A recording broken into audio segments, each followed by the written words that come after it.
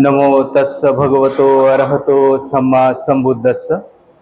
नमो तस्स भगवतो अरहतो सम्मा संबुद्धस्स। नमो तस्स भगवतो अरहतो सम्मा संबुद्धस्स। बोधिसत्व परमपूज्य डॉक्टर बाबासाहेब आंबेडकर यांना विनम्र अभिवादन। तसेच सर्व महान माता व महापुरुष यांना त्रिवार वंदन।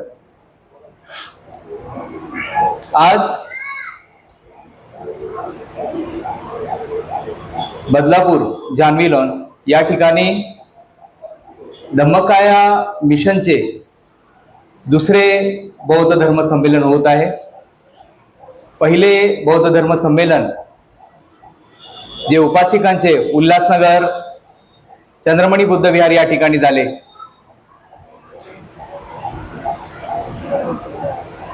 आणि असाच उत्तुंग प्रतिसाद या संमेलनाला लाभत आहे। याच्या पाठचं कारण जर काय म्हटलं तर ती आहे डॉक्टर बाबासाहेब आंबेडकर यांच्या प्रती आपल्या सगळ्यांची असलेली कृतज्ञता।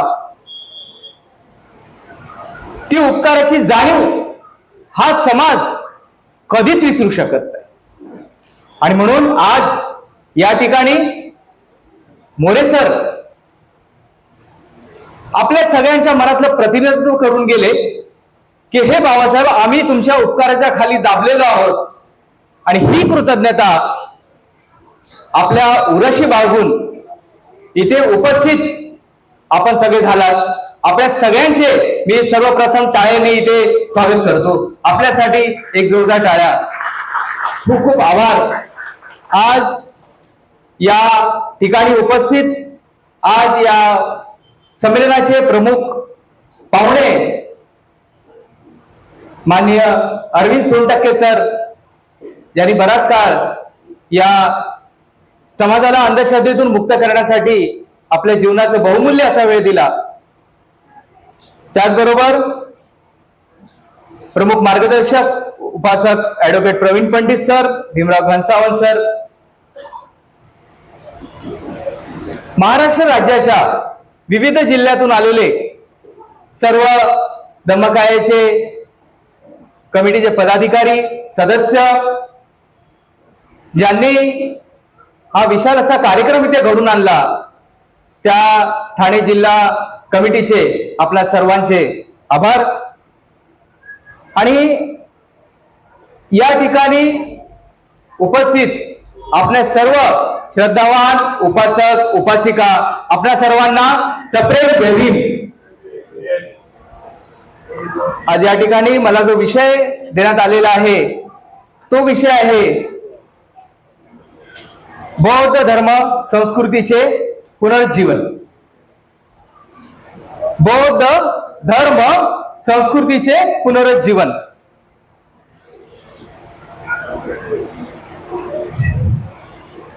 तर पहिला शब्द येतो की धर्म की धम्म। या प्रश्नावर बरीच चर्चा होते आणि यावर आमचे प्रमुख मार्गदर्शक प्रवीण पंडित सर आपल्या भाषणातून प्रकाश टाकतील। पण बौद्ध धर्म हा एकच धर्म आहे आणि अन्य सगळे संप्रदाय आहेत, कारण अन्य सगळे माणसाचं नातं देवाशी जोडतात आणि अखंड विश्वामध्ये हा एकच धर्म आहे जो माणसाचं नातं माणसाशी जोडतो। आणि म्हणून हे धर्म, म्हणून बौद्ध धर्म। पुनरुज्जीवन म्हणजे काय? एखादा मोठा वटवृक्ष आहे, एखाद्या पुरामध्ये किंवा भूकंपामध्ये तो वटवृक्ष हा नेस्तनाबूत झाला, पण त्याची मुळं अजूनही जमीन पकडून आहेत। ती मुळं उखलली गेलेली नाहीयेत। त्या मुळांना खतपाणी घालणं, त्यांना व्यवस्थित निगा राखणं आणि पुन्हा एकदा त्या वटवृक्षाला उभं करणं म्हणजे पुनरुज्जीवन आहे। आणि म्हणून आपल्याला बौद्ध धर्माचे पुनरुज्जीवन करायचे आहे, असं हे बाबासाहेबांचं ध्येय होतं। हे धम्मकाया मिशनचं किंवा एखाद्या संघटनेचं नाही आणि हे आम्ही आमच्या पदराचं बोलत नाही आहोत। 5 ऑगस्ट 1956 ही तारीख आपल्याला दिशा देणारी आहे। आपल्या सगळ्यांना नवचैतन्य नवजीवन हे 14 ऑक्टोबर 1956 मिळालं आणि त्यामुळे आपल्या जीवनाला एक नवीन दिशा मिळाली. पण प्रश्न आहे की बौद्ध धर्मच का, अन्य कोणत्याही धर्माने आपली प्रगती होऊ शकली नाही असती का? तर असा प्रश्न सोहनलाल शास्त्रीने 5 ऑगस्ट 1956 दिल्ली या ठिकाणी बाबासाहेबांना विचारलं. 2 महिन्यानंतर सप्टेंबर ऑक्टोबर मध्ये धर्मांतर होणार आहे, बौद्ध धर्माची दीक्षा घेतली जाणार आहे. एवढे 5 कोटीपेक्षा जास्त लोक या वाटेने जाऊ लागणार आहे. तेव्हा सोहनलाल शास्त्री प्रश्न विचारतात की बौद्ध धर्मच का. त्यांचा प्रश्न बघा किती सटीक आहे आणि याचं उत्तर जे आहे ते आपल्या चळवळीला दिशा देणार आहे. ते विचारतात, बाबासाहेब, सोहनलाल शास्त्री प्रश्न विचारतात, बाबासाहेब, बौद्ध धर्मापेक्षा ख्रिस्ती किंवा इस्लामी धर्म आपल्याला जास्त फायदेशीर ठरणार नाही का? बघा, ख्रिस्ती किंवा इस्लामी धर्म आपल्याला जास्त फायदेशीर ठरणार नाहीत का? त्यांनी हा प्रश्न का विचारला असावा? विचार करा, त्यावेळेस आपली जनता किती गरीब होती. आर्थिक अडचण तर होतीच, पण अन्न वस्त्र निवारा यापासून कित्येक कोसो मैल दूर होती. शिक्षण आणि सन्मान याचा तर प्रश्नच उद्भवत नाही. त्यावेळेस या कार्यकर्त्याने हा प्रश्न विचारला. बघा, त्यावेळेचे कार्यकर्ते किती हुशार असतील आणि बाबासाहेबांनी समर्पकाचं उत्तर दिलं, कोणती फिरव नाही. बाबासाहेब बोलतात,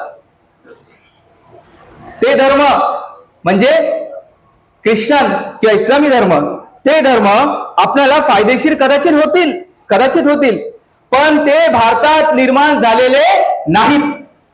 आता इथे मुद्दा पहिला येतो की बाबासाहेबांना असा धर्म हवा जो भारतात निर्माण झालेला हवा. तर बाबासाहेब उत्तर देतात, ते धर्म आपल्याला फायदेशीर कदाचित होतील, पण ते भारतात निर्माण झालेले धर्म नाहीत. त्या धर्माचा आपण स्वीकार केला तर आपणाला इतर देशातून आपल्याला आपल्या लोकांच्या भौतिक उन्नती करता खूप पैसा मिळेल. आपणाला भारतीय राजकारणात खूप बळही कमवता येईल. विचार करा, बाबासाहेब बोलतायत की आपली आर्थिक प्रगती होईल आणि राजकारणात बळही निर्माण होईल. याचा अर्थ काय होतो की आपल्याला आर्थिक प्रगती आणि राजकीय प्रगती याच्याही पलीकडे आपल्याला काहीतरी हवंय, हे बाबासाहेब याच्यातून सांगतायत. पण या सर्व गोष्टी परस्वाधीन होऊन आपल्याला करता येतील, परावलंबी होऊन. बाबासाहेबांना परावलंबी असलेला समाज नको आहे.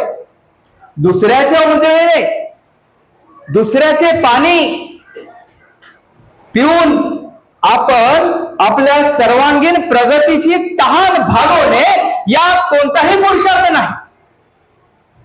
बाबासाहेबांना परावलंबी असणारा पुरुषार्थ नकोय. मग बाबासाहेबांना काय हवंय? स्वतःच्या हिमतीने, स्वावलंबनाने व स्वाभिमानाने आणि स्वदेशी नव्या धर्माच्या आश्रयाने आपण आपली प्रगती केली तरच खरा पुरुषार्थ ठरेल. स्वतःच्या हिमतीने, स्वावलंबनाने, स्वाभिमानाने आणि स्वदेशी नव्या धर्माच्या आश्रयाने. कोणता नवा धर्म? बौद्ध धर्म हा नवा नाही, हा या मातीचाच होता. स्वदेशी नव्या धर्माच्या आश्रयाने आपण आपली प्रगती केली तर तो खरा पुरुषार्थ ठरेल. आणि खरं सांगा, आपल्या समाजाने हा पुरुषार्थ गाजवला की नाही गाजवला? आणि म्हणून आज आपल्या समाजावर लोक पीएचडी करतायत की कुठे हा मातीमधला समाज आज आकाशाला गवसणी घालत आहे. त्याच्या पाठी बाबासाहेबांचं हे दूरगामी भवितव्य, बाबासाहेबांचे दूरगामी होते. त्यांनी ते पुढे काय म्हणाले? आपण आपली प्रगती केली तरच तो खरा पुरुषार्थ ठरेल. आणि भारतीय इतिहासात आपला हा पुरुषार्थ सोनेरी अक्षराने लिहिला जाईल. आणि आज तो लिहिला गेलेला आहे. आज काही शब्द लिहिले गेलेले आहेत सोनेरी अक्षराने. अजून उज्ज्वल इतिहास अजून बाकी आहे. ख्रिस्ती अगर इस्लामी धर्माने आपली भारतीय संस्कृती नष्ट होईल. बघा, बाबासाहेब या भारताला आपलं किती समस्या आहेत. या भारतामध्ये त्यांना एवढा अन्याय, अत्याचार, अपमान सहन करावा लागला तरी त्यांच्या मनाची ही किती मोठी पारंगी. ही किती मोठी क्षमा की या भारताला ते अजूनही भारताचा विचार करतायत एवढा की या भारताची प्रगती झाली पाहिजे. मग सच्चा भारतीय कोण आहे? सच्चा भारतीय डॉक्टर बाबासाहेब आंबेडकर आहेत, राष्ट्रनिर्माते डॉक्टर बाबासाहेब आंबेडकर आहेत. यापेक्षा कोणताही मोठा सच्चा भारतीय होऊ शकत नाही. बाबासाहेब बोलतात की ख्रिस्ती आणि इस्लामी धर्माने आपली भारतीय संस्कृती नष्ट होईल. बाबासाहेबांना ते नको आहे. आणि ही संस्कृती म्हणजे आणि जातीवंत संस्कृती राखणे हे बौद्ध धर्माचे रहस्य आहे. या मातीमधली संस्कृती राखणे हे बौद्ध धर्माचे रहस्य आहे. जातीवंत संस्कृती राखणे हे बौद्ध धर्माचे रहस्य आहे. हे ज्यांना उमगेल ते माझ्या धर्मदीक्षेबद्दल मनात किंतु बाळगणार नाहीत. आणि म्हणून यापुढे बाबासाहेबांनी हे उत्तर आम्हाला दिलेलं आहे इथपर्यंत की का बौद्ध धर्माची आवश्यकता आहे. आमची प्रगती जरी राजकीय, सामाजिक किंवा आर्थिक झाली तरी ती परिपूर्ण नसेल. कारण की ज्याचे मन गुलाम आहे त्याचे शरीर स्वतंत्र असून तो गुलाम आहे. आणि म्हणून मनाचे स्वातंत्र्य कुठे लाभेल? हे बौद्ध धर्मामध्ये लाभेल. आणि म्हणून बाबासाहेबांनी बौद्ध धर्म दिला सर्वांगीण विकासासाठी. आणि पुढे आपल्या सगळ्यांसमोर एक मोठे लक्ष ठेवलं. त्या लक्ष्यापासून आपण खूप दूर आहोत. बाबासाहेबांनी 1956 एक मोठे लक्ष आपल्या सगळ्यांसमोर ठेवलं. ज्यांच्यामध्ये ही कृतज्ञता आहे, ज्यांच्या झोपड्या आज बंगले झालेले आहेत, ज्यांच्या बैलगाड्या आज मोठ्या मोठ्या आलिशान अशा एसीच्या गाड्या झालेल्या आहेत, ज्यांचं जीवन पूर्ण बदललेलं आहे, ज्यांच्या मनामध्ये बाबासाहेबांच्या प्रती कृतज्ञता आहे, त्यांच्या समोर एक लक्ष ठेवलेलं आहे. आणि ते लक्ष काय आहे? बाबासाहेब बोलतायत पुढे, बौद्ध संस्कृतीचे पुनर्जीवन करणे व सारा भारत बौद्धमय करणे हे माझे उद्दिष्ट आहे.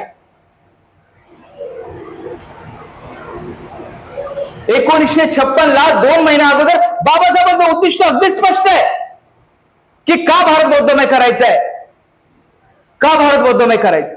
आणि म्हणून हे जे उद्दिष्ट आहे सारा भारत बौद्धमय करणं आणि भारतामध्ये बौद्ध धर्माचे पुनर्स्थापना करणं हे लक्ष घेऊन धम्मकाया 2008 पासून सतत कार्यरत आहे. आणि म्हणून या विषयावर प्रकाश टाकण्याची संधी मला इथे मिळाली, त्यांचे मी आभार मानतो. का करायचंय? बौद्ध संस्कृती एवढी महान आहे की 1200 वर्ष या बौद्ध संस्कृतीचं साम्राज्य या देशावर होतं. आणि जेव्हा या देशातून जो सोन्याचा धूर निघाला जायचा असं म्हटलं जायचं, तो धूर या सम्राट अशोकाच्या काळामध्ये होता. आणि तो सम्राट अशोकाचा हा भारत जम्बूद्वीप होता. आणि सर्व सुखी होते का? कारण त्यांची मन स्वतंत्र होती. बाबासाहेब जास्त महत्व या आर्थिक, सामाजिक आणि राजकीय पेक्षा ते मनाला का देत आहेत? बाबासाहेब आपल्या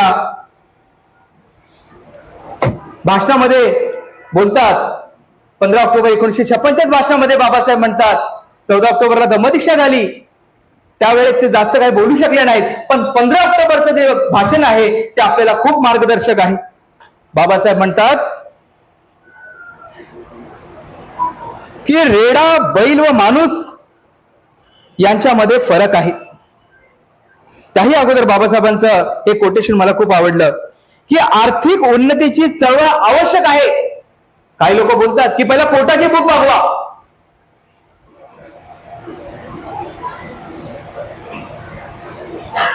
बाबासाहेब बोलतात आर्थिक उन्नतीची चळवळ आवश्यक आहे असे मी मानतो. त्या चळवळीच्या विरुद्ध मी नाही, पण माणसाची आर्थिक उन्नती व्हायलाच पाहिजे. पण मी याबाबत एक महत्वाचा फरक करतो. काय? बाबासाहेब बोलतात रेडा, बैल आणि माणूस यामध्ये फरक आहे. रेडा आणि बैल याला वैरण लागतं, तो ते खातो, जगतो आणि काही पोरं जन्माला घालतो, त्यांनाही पोसतो आणि तोही मरतो. माणूस हा जन्म घेतो, मरतो, पोरांना जन्म देतो, तोही काहीतरी 9 ते 6 ड्युटी आणि रोजची आपल्या लोकलचा प्रवास आणि मुलांना तो जन्म देतो, त्यांनाही पोसतो, स्वतःही जगतो आणि एक दिवस मरतो. बैल आणि रेड्याला वैरण लागतं, माणसाला अन्न लागतं, दोघेही जगतात, पण दोघांमध्ये महत्वाचा एक फरक आहे आणि तो फरक आहे. काय फरक आहे? माणसाला मन आहे. माणसाला मन आहे and the development of the mind should be the ultimate aim of every human being. हे बाबासाहेब बोलतात. मात्र तो फरक आहे की रेडा व बैल यांना मन नाही, मनुष्याला शरीराबरोबर मन ही आहे. म्हणून दोनोंचेही विचार आपल्याला करायला हवा. मनाचा विकास झाला पाहिजे, मन सुसंस्कृत झाले पाहिजे. मन जर सुसंस्कृत नसेल तर एखादा चांगला सर्जन, जो एक चांगला आपल्या समाजाला डॉक्टर होईल, पण तो एखादा कार्डिओलॉजिस्ट असेल, आपल्या हृदयाचं प्रत्यारोपण करता करता हळूच किडनी कधी काढून घेईल हे कळलं नाही, कारण त्याच्यामध्ये शील नसेल. आणि म्हणून त्याच्या मनाचा विकास होणं गरजेचं आहे. त्याचं मन ही संस्कृत असले पाहिजे. शरीर सुदृढ होण्याबरोबर मन ही सुसंस्कृत झाले पाहिजे. एरवी मानव जातीचा उत्कर्ष झाले असे आपल्याला म्हणता येणार नाही. बघा, अखंड मानव जात ती कितीही प्रगती केली, कितीही प्रगतीशील झालं, 5G, 7G, 8G, 10G कितीही टेक्निकली झालं, AI जरी झालं, पण तरी सुद्धा त्याला आणखी एक AI ची गरज आहे. आणि ते AI म्हणजे आर्टिफिशियल इंटेलिजन्स नाही, तर ते AI म्हणजे आंबेडकराईट इंटेलिजन्स. आणि हे आंबेडकराईट इंटेलिजन्स सांगतं की तुमचा सर्वांगीण विकास हा मनाच्या विकासाशिवाय अधुरा आहे. आणि म्हणून मनाच्या विकासासाठी बौद्ध धर्माशिवाय पर्याय नाही. बौद्ध धर्म आपल्या मनाचा सर्वांगीण विकास करतो. आणि म्हणून या बौद्ध धर्माचं या मातीमध्ये, या जम्बूद्वीपामध्ये पुन्हा पुनर्जीवन होणं ही अत्यंत आवश्यक आहे. आणि म्हणून बाबासाहेबांचे महान एक कार्य आपल्याकडे सुपूर्द केलेलं आहे.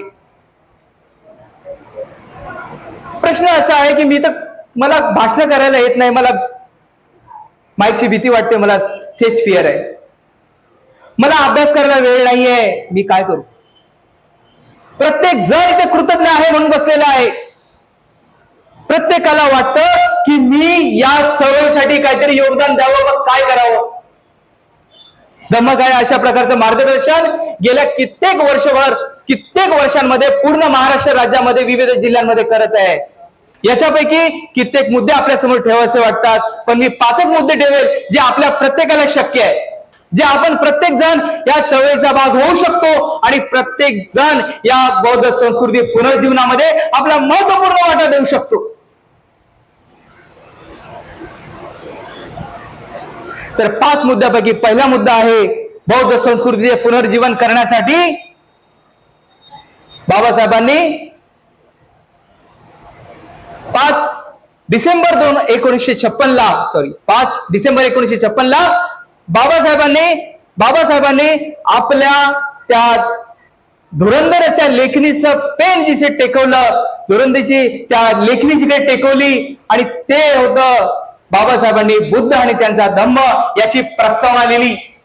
आणि त्या प्रस्तावनेमध्ये बाबासाहेबांनी आपल्याला मार्गदर्शन केलेलं आहे.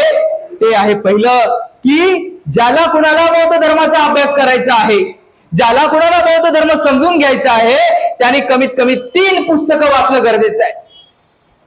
आज मी बघितलं, आज आपल्या या हॉलच्या बाहेरच पुस्तकांचं दुकान लागलेलं आहे.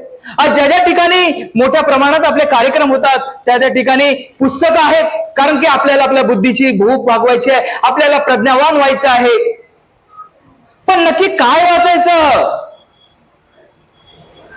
बाबासाहेब ऑलरेडी हे गाईड करून गेले, कारण बाबासाहेबांना माहित होतं की माझे लोक दिशाभूल होतील, म्हणून त्यांनी पहिला दिशादर्शक दिलं.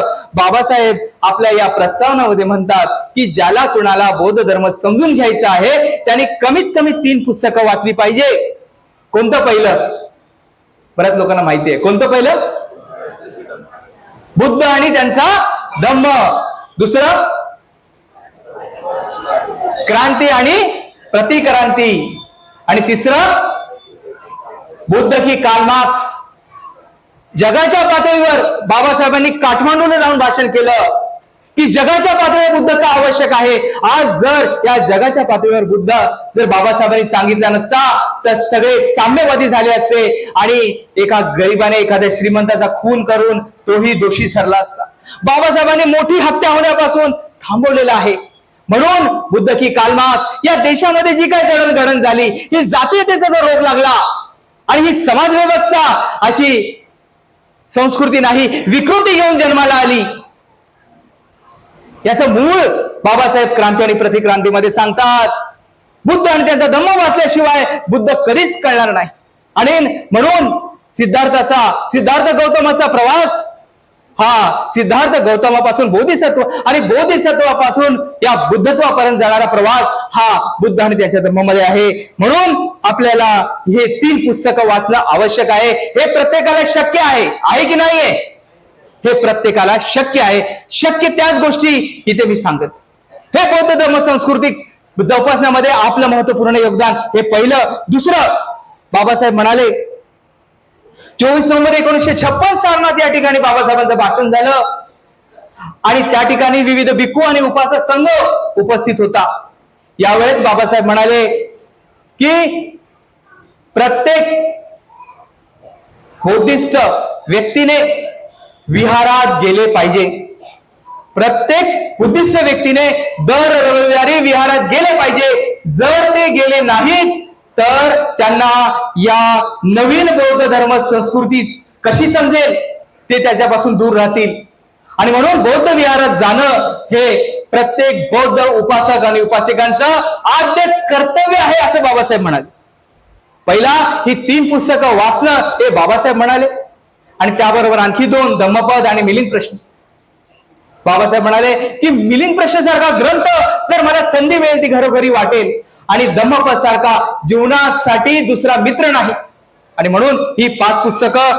आणि दुसरा मुद्दा, दर रविवारी प्रत्येक उपासक उपासिकाला विहारात जाणं हे त्याचं आद्य कर्तव्य आहे.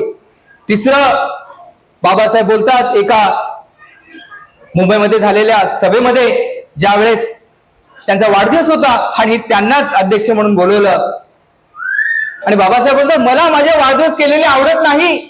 तुम्ही एखाद्या महापुरुषाचा वाढदिवस साजरा करा.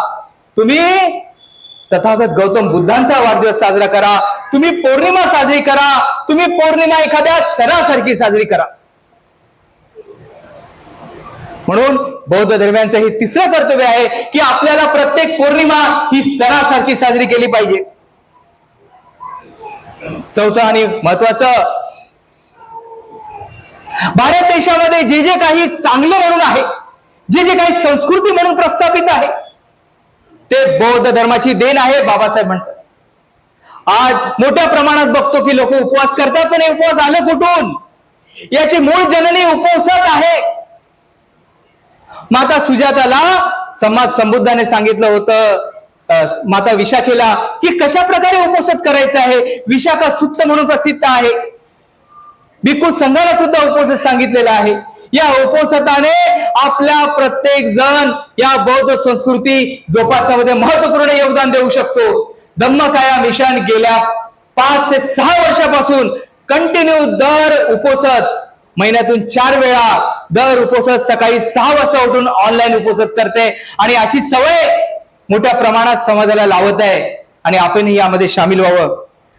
आपल्याला अभ्यास करावा लागेल. दर रविवारी बुद्ध विहारात जावं लागेल. पौर्णिमा सणासारखी साजरी करायची आहे. आणि चौथा, प्रत्येकाने उपवास करायचे आहे.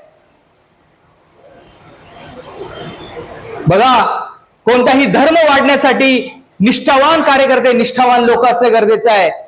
आज मुस्लिम धर्म त्यांचा रोजा असतो, ते किती कठोरतेने पालन करतात.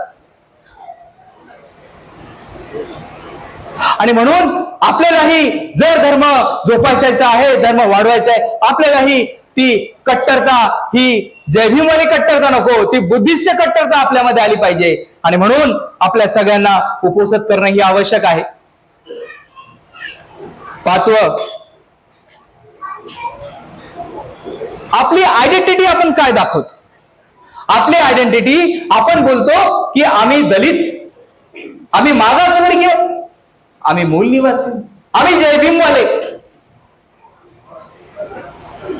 ही कोणतीही ओळख आपली करायची नाहीये. आपल्याला आपली ओळख एकच करायची आहे, ती म्हणजे बौद्ध.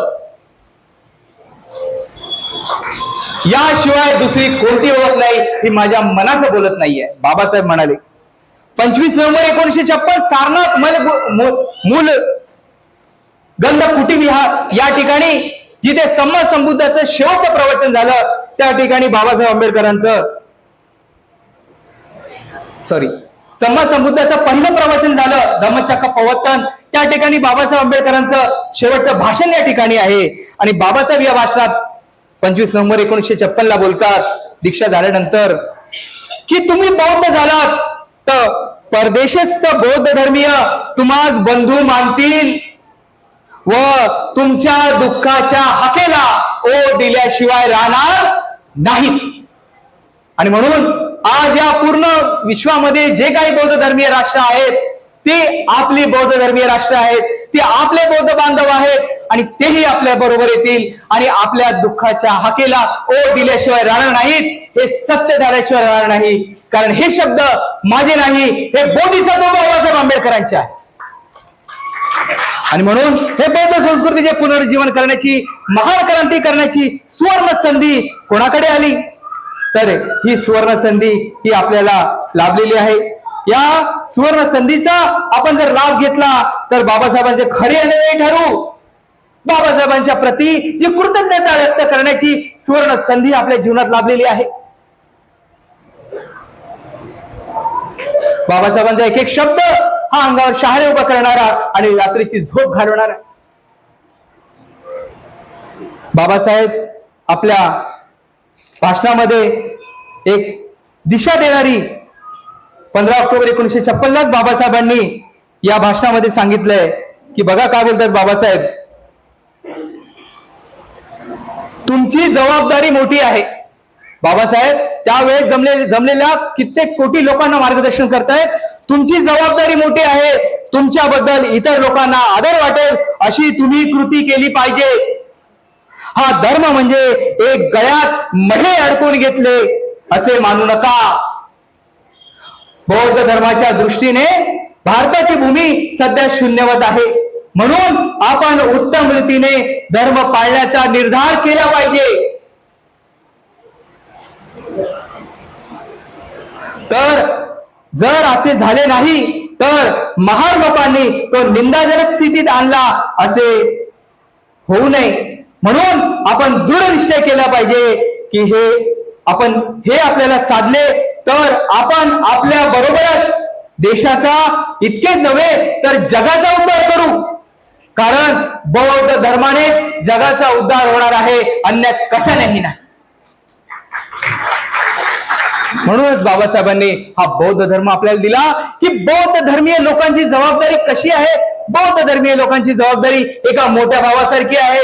दिशाहीन झालेल्या समाजाला दिशा दाखवण्याची आहे, त्याच्या मनाला सुसंस्कृत करण्याची आहे, त्याचबरोबर त्याला बौद्ध धर्मीय बनवण्याची आहे. म्हणून या सर्वांगीण विकासासाठी भारतामध्ये बौद्ध धर्माचे पुनरुज्जीवन होणे अत्यावश्यक आहे आणि ही जबाबदारी आपल्यावर येऊन ठेपलेली आहे. आणि मला विश्वास आहे इथे जमलेला प्रत्येक जण कृतज्ञ आहे आणि तो ही जबाबदारी निभवेल. आणि एक दिवस हा सारा भारतच काय हे पूर्ण जग बौद्धमय झाल्याशिवाय राहणार नाही. हे बोधिसत्वाची वाणी ही सत्य झाल्याशिवाय राहणार नाही. ही बौद्ध धर्माची लाट आलेली आहे. ही काही काळापूर्वी ही थोपवण्यात आलेली होती, पण आता ही लाट पुन्हा परत फिरणार नाही. हे सत्य झाल्याशिवाय राहणार नाही. बोधिसत्व बाबासाहेब आंबेडकरांचा हा शब्द आहे. आपल्या सर्वांनी मला इथे संधी दिली, हा विषय मांडण्यासाठी वेळ दिला. आपल्या सर्वांचे मनपूर्वक आभार. भवतु सब मंगलम, भवतु सब मंगलम, भवतु सब मंगलम.